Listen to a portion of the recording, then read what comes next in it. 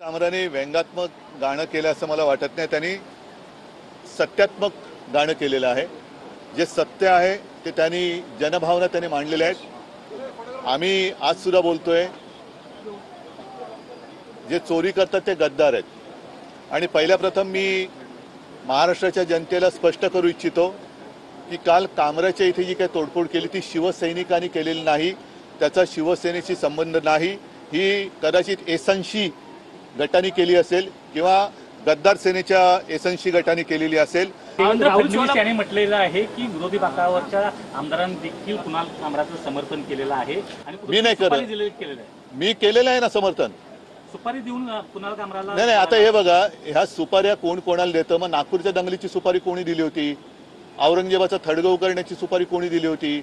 तर या नुसत्या सुपाऱ्या करू नका.